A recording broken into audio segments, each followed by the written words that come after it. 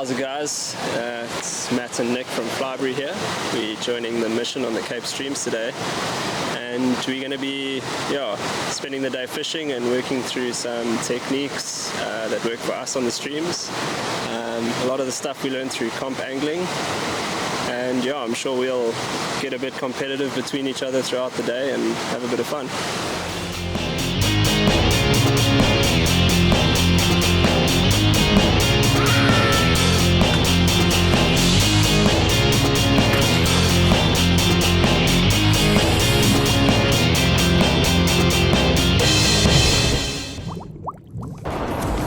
There we go, coming in.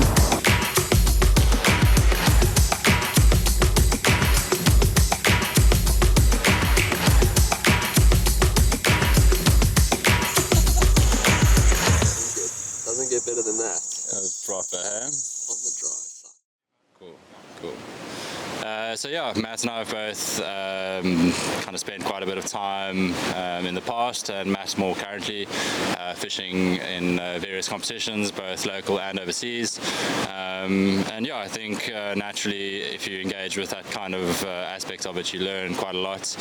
Your techniques and your approaches to water, right through to your fly selection and your fly tying, everything kind of gets affected by it. So applying a lot of this to the Cape Streams can really make for some epic fishing and a much deeper understanding of what goes on here.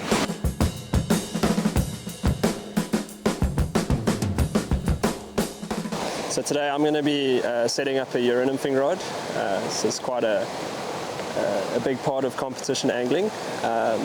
There's a lot to be said about nymphing, but basically what we'll be setting up is a bit of a longer rod. This is a 10-10 and in quite a lightweight, so a 2-weight.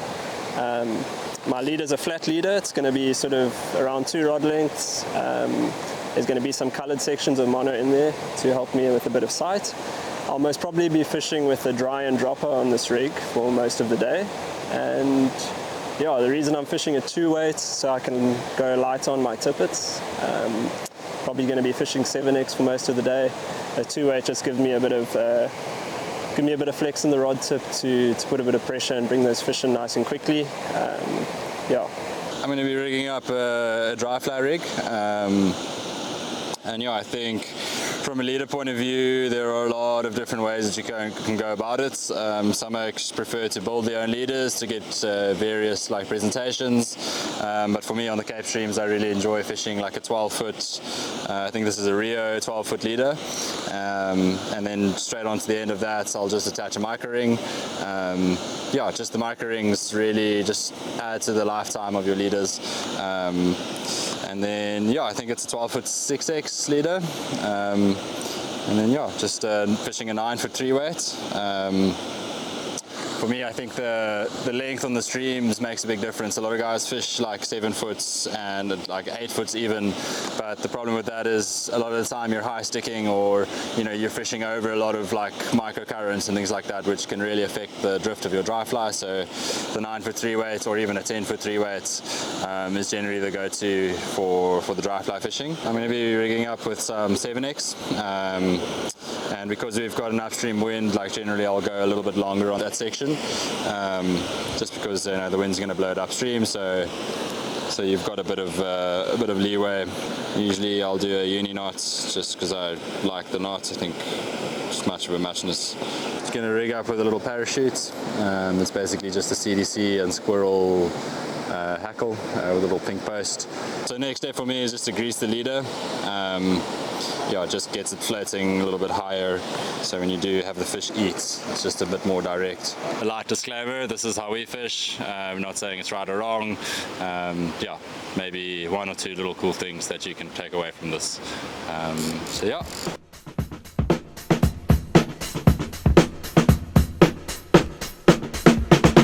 Basically, we've got a pretty classic scenario on a Cape Stream. Between long slow run, you'll have these kind of step up pockets, and essentially you kind of need to identify areas that fish are going to be sitting in where they can feed effectively. They'll be in the slack eddies, on the edges, and every now and then you might find a fish in the shallows here. So I mean, essentially it's just kind of reading the water, kind of grading it between A, B and C. So for me, A water would be that little middle pocket there. There's like a bit of a cushion. It's a bit of a trough, so there'll definitely be, or could possibly be, a fish sitting in there. B water would be this tail here and on the edges, and then C water is the shallows. You're just kind of trying to identify where the main areas that the fish should be sitting. And yeah, essentially the first approach to this is not just to like bang a whole bunch of long casts off. The way you want to start is just a couple short casts, fishing out the little tails, just kind of covering the water, because when you move up, you don't want to be walking over fish and spooking them. So yeah, a lot of folks will generally just like walk right in there and stand over it. So yeah, before you get into the main stuff, like kind of try and fish before you stand. So this would be A water in this stretch. You kind of want to just drop the fly, try and get as natural drift as possible.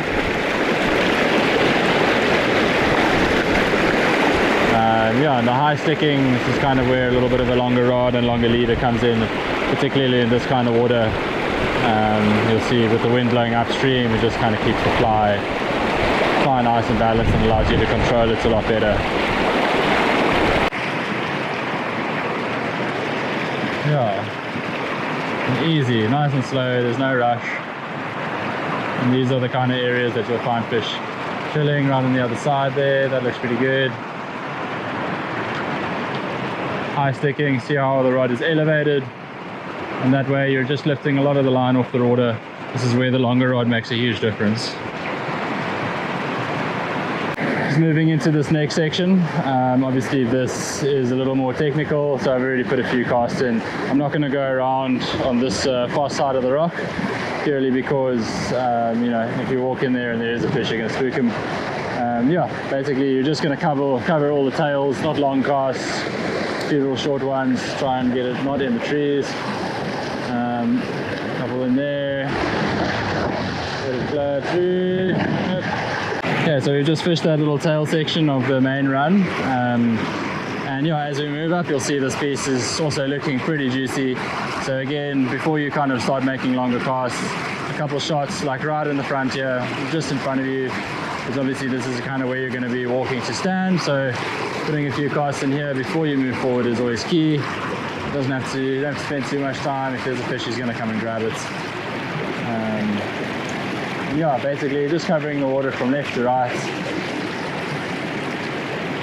Essentially, it's just trying to have as little impacts on the water as possible.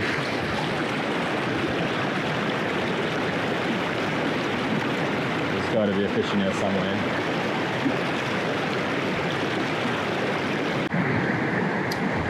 Yeah, no love. No love here, bro.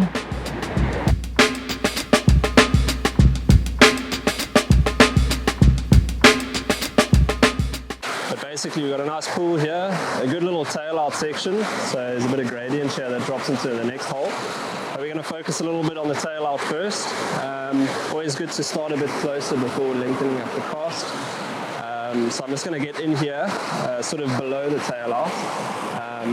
Yeah, that loud water sort of masks my wading, so I'm going to get into the current over here, fish over the tail out, and sort of start working my way upstream towards where I'm seeing the fish moving and rising.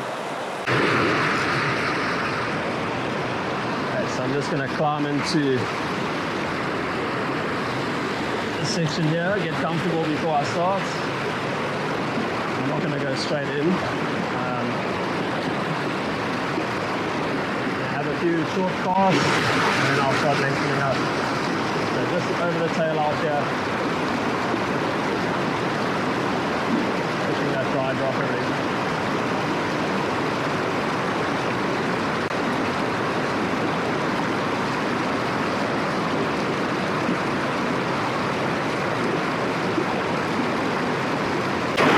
And letting that drift go all the way through. Yeah.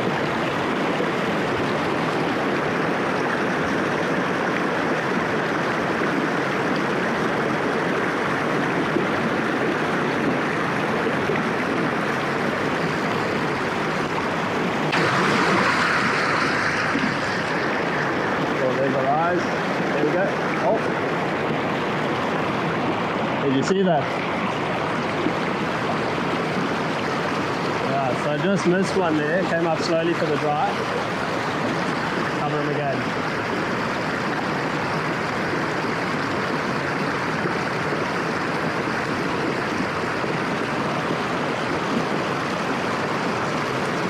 So with the dry dropper, I'm obviously looking to maybe rising. Oh, there we go.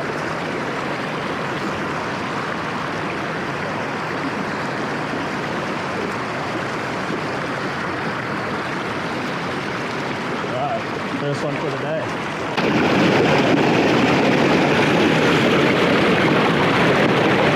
Beautiful little Cape Stream fish. Right, so I'm just sort of fan casting as I move up, I'm gonna cover the whole width of the river. Sort of do one or two casts and then I'll put it a little bit further across. Doing my best to cover as much of the river without getting into the water. So just hugging this left bank here, it gives me a bit of cover. Walking in the shallower water is a bit quieter as well. And with these long rods you can get some decent reach and be able to cover most of the river. Alright, let's move up a bit.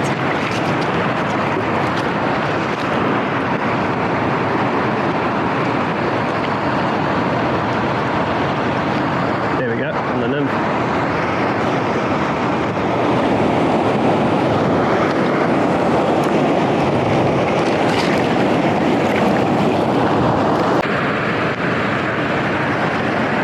Right, so that was just taken on the little nymph under the dry. Saw the dry go under, saw a flash at the same time, and managed to get him to stick. You got to remember, like, these fish move around and they could be right in the edges here. That last fish I got was sort of on the left hand side here, so I'm going to cover that water again, and then I'm going to sort of start lengthening up and then go more into that sort of main current.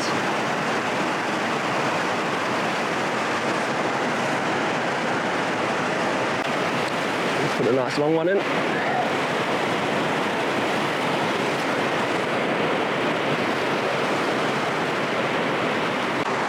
Change also just rests that water a little bit, so it gives fish time just to settle and get a bit more confidence come feeding again.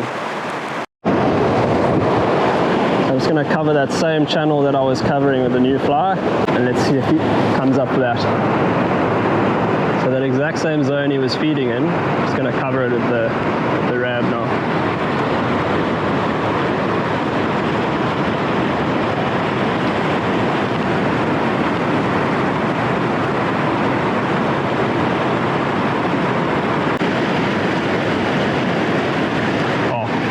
Missed one there on the nymph.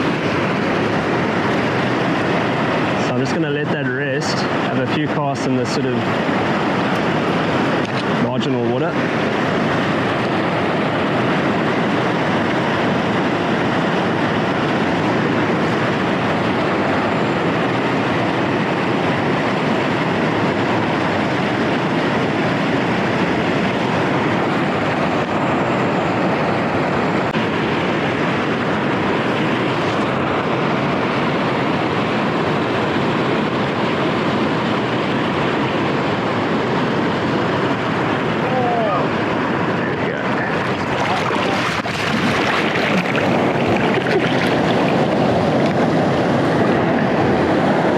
We covered that fish definitely, but I think they're moving around.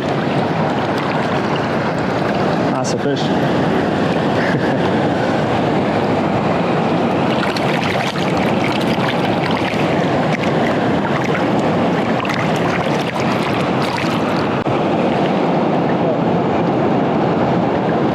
Yeah, so when you fight them fast, they swim away fast as well. There we go. Yeah, listen, so when covering a piece of water like this where you know there's fish feeding, they generally will be moving around a bit, so you can't discard water you've already fished. So I just let it drift, go through a little bit longer. I'd covered that water plenty times moving up through here, and maybe it was just a different angle on it that fish was a bit more confident to come up and eat. So yeah, switching over to the rab was a good call there.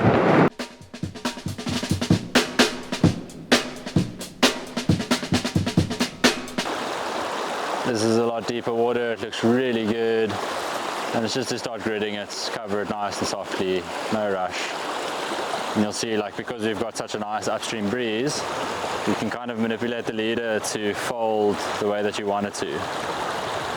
And you kind of want it to curve up a little bit. So if you're casting, if you want to start fishing that stuff, you're going to cast there softly and the line's going to curve to the right.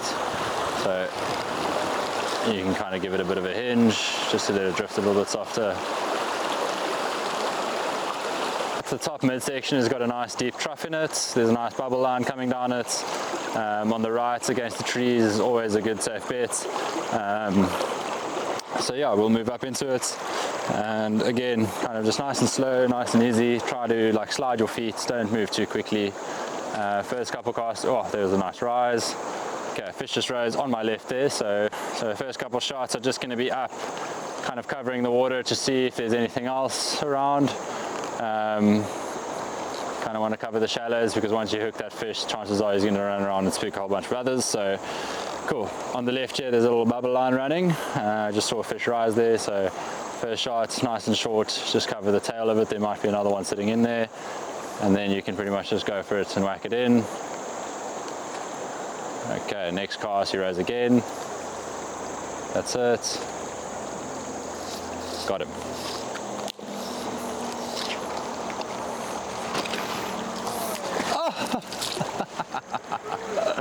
Oh, classic. So yeah, I mean, that's pretty much it. Just that classic, like taking your time when you see the fish rise, suss them out a little bit. And yeah, once you eat it, don't be too fast, like I was. Take it easy, and then you avoid shit like this, where everything is everywhere now. Fuck.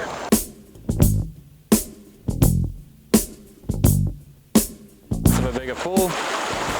In these scenarios, like, you know, there's probably quite a bit of food coming through here for them. I mean, these fish are pretty opportunistic, so here again the key is like not to fall over, but yeah, basically the idea is just to cover the water. There could be a fish sitting in pretty much all of these. There's quite a few little side seams, a couple of little bubble trails, just like that. Oh no, didn't break them off. So yeah, I mean, just to the right of that rock, fish came up, ate the fly, and you know, you'll probably find a couple more sitting in water like this. So yeah, I mean, essentially, like, the idea is that you kind of want to just like cover the water left to right, and as you're moving up, try and put a few shots in. Nice drag-free drifts, soft casting. You don't want the fly to be hitting the water too loudly. You know, so being subtle and soft is always key in these places. I think a key point to take away is, like, you don't really want to be false casting too much. Yeah, just kind of like nice and efficient, pick it up, put it down. Obviously, if you need to get longer lines, then you need to false cast, but as little false casting as possible. A lot of people spend so much time false casting where your drift is so short, so rather fish closer to you, cast shorter than lots of casting, you know. There are a lot of things to consider there, like rod flash, line flash, like all these things. A lot of movements where essentially, like, this is, you know, you kind of got to be as subtle as possible.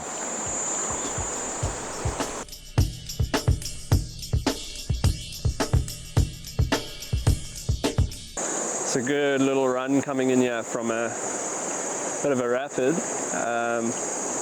But yeah, it's the shallower side there, so definitely easier for wading, and I don't want to mess up any holding lines. So I'm going to cross over and then I'm going to fish over my left shoulder. A few short casts just in the tail out section here. So I'm fishing that dry dropper rig, same as earlier. Looks like a good spot for fish to be lying. Could be a good concentration of them. So yeah, I'm just fishing over the left shoulder here.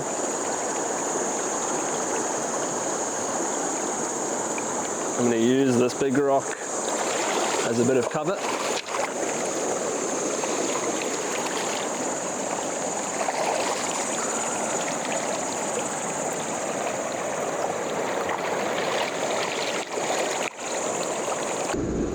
Alright, so I definitely would have expected to get something there, so I'm just going to make a change.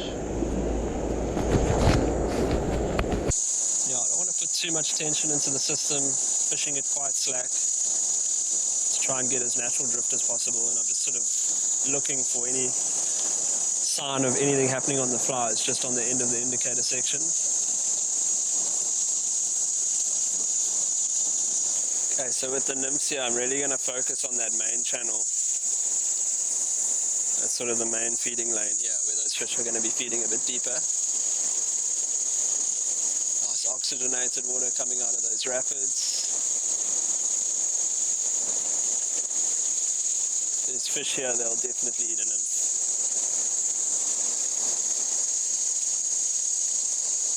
Always good when you're fishing like water like this is to get nice and set. Don't try and walk and fish at the same time. You'll often miss and eat. So I'm fishing quite short here. Oh, there was a bite. Just making sure my flies are finding depth in that main current. Okay, so yeah, let's keep focusing on that middle lane. I've cast it a bit further up there just to get a bit of depth. And now I sort of expect my flies to be in the zone.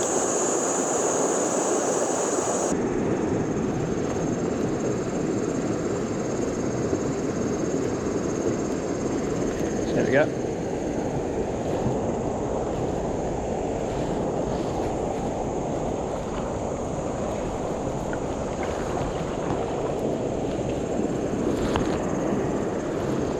Oh,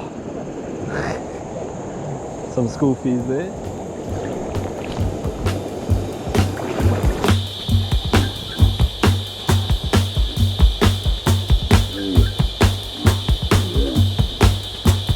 Yeah, again, it's like super soft, like pooly water.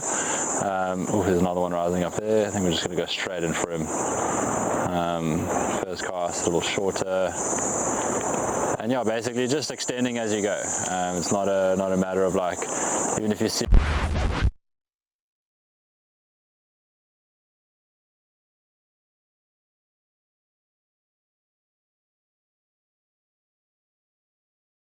a fish there, chances are there's another couple around him. So your first few shots just a little bit lower, and then start kind of extending it.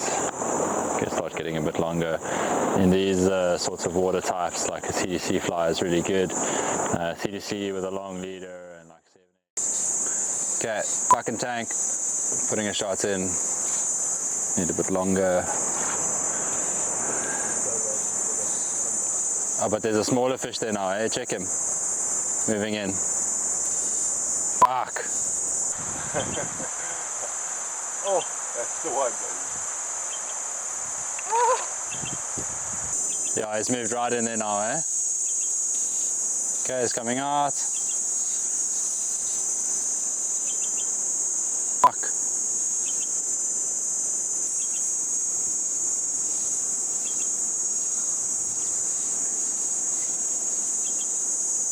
Fuck, bro.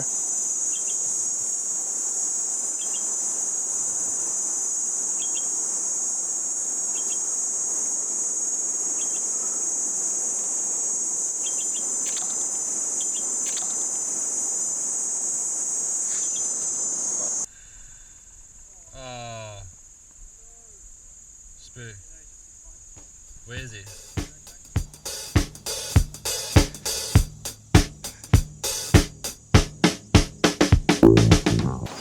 What you're looking for is something that's got a little bit of a point and some smooth edges. Yeah, like it's a little big. Obviously it's very much dependent on your knot size, eh? Oh, there we go, that's a fucking prime one. Yeah, that's a perfect little fucking yes. What you're looking for in a boskak rock is some nice smooth edges. This is a really nice one. It's got a little bit of grip on the points, so you can imagine like an ice cream scoop. It's just gonna scoop it out. It's aerodynamic, so when you're done, you don't have to look at it for long enough. You can just flick it and it's done, bro. Where like this one, for example, really nice coloration on this, and you could probably get away with a scoop there, but the ridges and kind of contours make it a little bit rough, so you might walk away with a bit of damage. This one's also cool, but yeah, again, just a little bit too sharp. You know, if you compare the edges on the two, you'll see how this one's a little bit more rounded and soft, where this one's just really sharp and jagged. So this is also not going to be a great experience.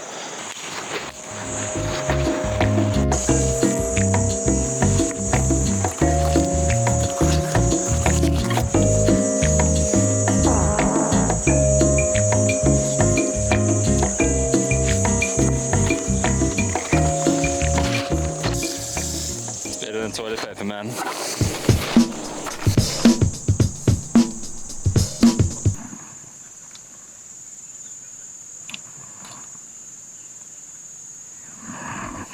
Let's try this again. Ja, it's like a little clinky, eh?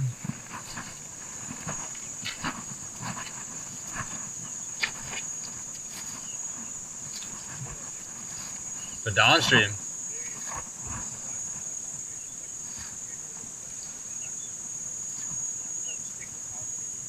Ja.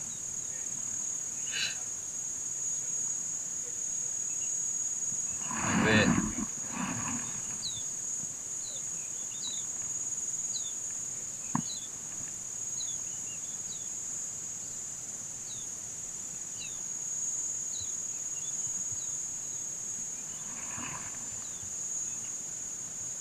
Oh, I got him. He's there, eh?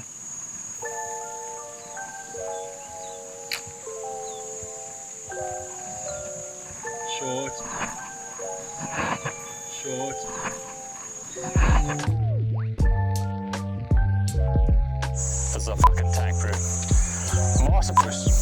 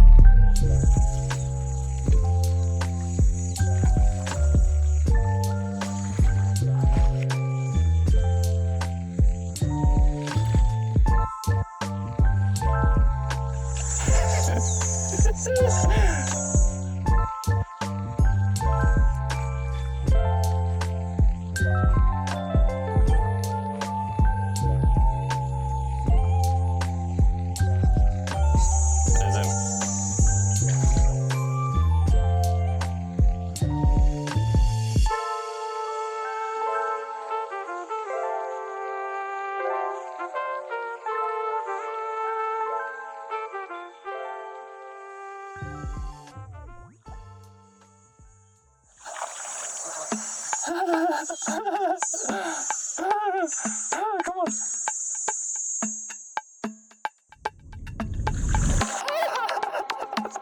We got him. Yo, dude, look at this fish. That is it. Oh man. Fuck, dude, that's fucking sick, eh? That's my biggest scape shooting fish, eh? Oh, sorry, but the teamwork makes the dream work, eh?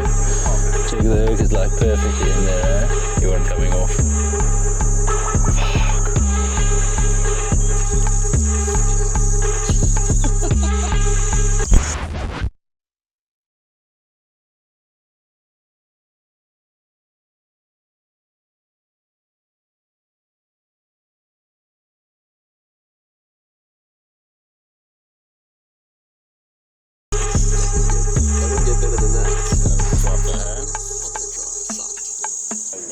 Basically like up to that line there, eh? Yeah, that's him. Cool. Nice one.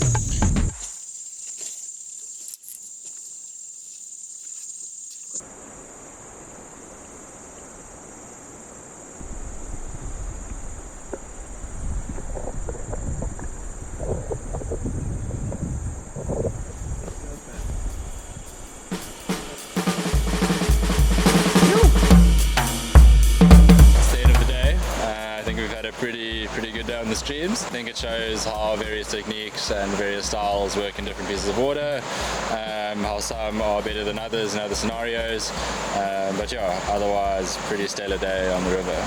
There's many ways to skin a cat, right? So fishing the streams is the same thing. You can come out for a day and fish dry fly the whole day, or you can venture out and try something different and, you know, pick up fish you probably wouldn't have picked up and learn a few lessons along the way. I think one thing we definitely realized today is we got one big fish, we sighted it, it was feeding on dry, and that fish wouldn't have probably come right on a nymph. So yeah, having the options is key, and yeah, fishing a bit of comp, a bit of teamwork, it's always a good fun. So yeah, solid day out, bro. Shot crew.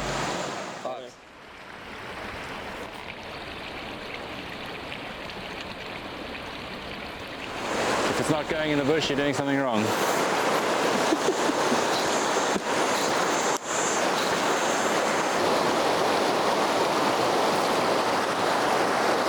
Classic. Are you feeling the camera pressure? I missed too, eh? Oh, bro, it's the camera. Yeah, definitely the fucking camera, bro. It's weird like talking through it, eh? Be like, okay, now I'm gonna cast over there. We'll do this. I'm born